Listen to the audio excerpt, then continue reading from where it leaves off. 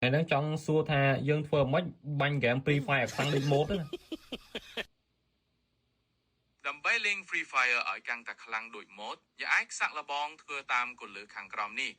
1ហ្វឹកហាត់បាញ់ឲ្យចំក្បាលឲ្យបានច្រើនទី2ជ្រើសរើសអាវុធដែលស័ក្តិសមនឹង style លេងរបស់អ្នក3ធ្វើការជាក្រុមការពារនិងវាយប្រហារឲ្យបានល្អ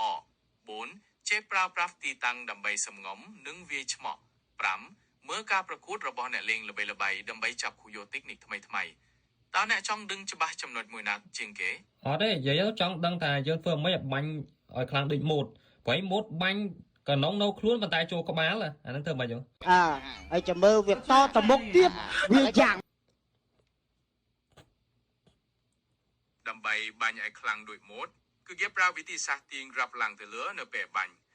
វិធីសាស្ត្រនេះគឺទាមទារឲ្យអ្នកមានភាពច្បាស់លាក់និងពេលវេលាត្រឹមត្រូវតើអ្នកចង់ដឹងលម្អិតពីរបៀបទាញក្រាប់ឡើងទៅលើជាងនេះទេ ណាចង់ប្រាប់តិចមក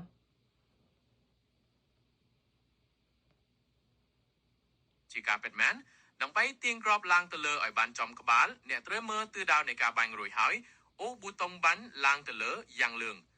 ការអូសប៊ូតុងបាញ់ឡើងទៅលើនេះនឹងធ្វើឲ្យក្របកាន់តែហក់ឡើងទៅលើនិងមានឱកាសកាន់តែច្រើនក្នុងការបាញ់ចំក្បាលប៉ុន្តែវាទាមទារឲ្យអ្នកមានហ្វឹកហាត់ឲ្យបានច្រើនដងដើម្បីធ្វើឲ្យបានជោគជ័យតើអ្នកចង់ឲ្យខ្ញុំណែនាំបន្ថែមពីរបៀបណា ចាក់បកហើយមានណាខ្ញុំទាញបាញ់ឡើងលើប៉ុន្តែបាញ់ចាបនោះបាញ់មេឃទៅអានធ្វើមិន